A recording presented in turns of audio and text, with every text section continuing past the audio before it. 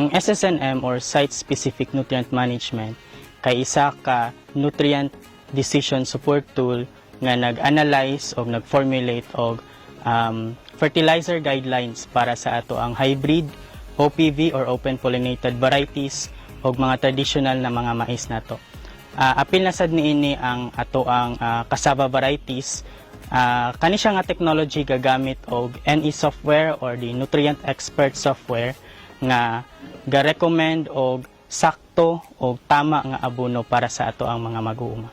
Ang SSNM dili lang siya ga-maintain og abot sa ato ang mga mag-uuma, but gahatag pod siya og sakto nga abot o ginansya sa ato ang mga farmers kasi efficient na ang paghatag og abono sa ilahang mga crops as well as sa ilahang yuta. Dali lang siya ang analyze sa ato ang data gamit ang NE software. Need lang nato siya nga ato ang i-interview ang farmer sa ilahang current na mga practices. So sa farmers interview, dali lang siya ang ipapangutana lang namo kung unsa ang mais nga inyohang itanom o gitanom sa una, dayon unsa nga abono or klase sa abono ang inyohang gamiton or gigamit last time, and then unsa nga klase nga yuta ang naamo sa inyohang area, as well as ang inyuhang pagbaligya sa inyuhang mais para makita sa system kung unsa ba ang projection sa inyuhang income later on pag baligya na mo sa inyuhang abot. After ana nga ma-interview nato ang ato ang mga mag-uuma, ato ana siya i-input kana na data sa ato ang NE software or the Nutrient Expert software. Dayon ang NE na dayon or ang Nutrient Expert na dayon ang mo-analyze sa data tapos muhatag og fertilizer recommendation para sa ato ang mga farmers. So ang ato ang recommendation na adira nakabutang kung unsa na abono ang gamiton, kanusa sila mag-abono og asa dapita sila mag-abono sa ilahang mais og apil na pod ang ato ang cassava.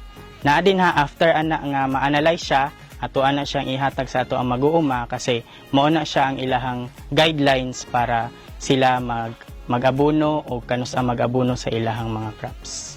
Kung sakto na ang pag-abono, sakto na pod ang abono nga ang gigamit sa ato ang mga farmers, so dili siya alkanse sa iyahang pag-uma kasi sakto naman, say for example, isa lang ka bag of fertilizer ang iyahang gina-apply, usual nga gina-apply sa iyahang uma, karon through SSNM mag-recommend siya og sakto nga abono. Kani nga abono haom ni siya para sa iyahang yuta, that's why mutaas ang iyahang abot ug mutaas pud ang iyahang income.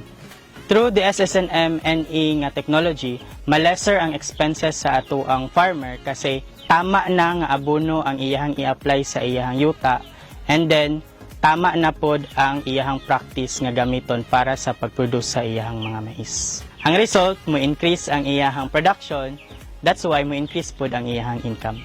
For more information, pwede kaayo mong moduol sa Department of Agriculture, ilabi na sa Research Division, para matabangan mo sa pag-analyze sa inyong fertilizer nga gamiton through the use of Nutrient Expert or SSNM.